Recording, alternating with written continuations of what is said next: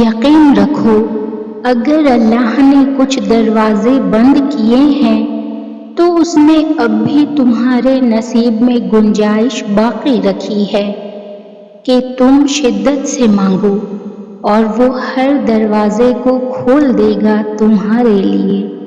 وہ تو ان دروازوں کو بھی کھول دیتا ہے جن پر تم دستک نہیں دیتے، پھر وہ ان دروازوں کو کیوں نہیں کھولے گا جن پر تمہارے مسلسل دستک کے نشان ہیں۔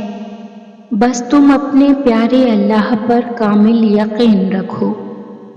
جو راستہ اللہ تمہارے لیے چن لیتا ہے بس وہی راستہ سب سے بہترین ہوتا ہے۔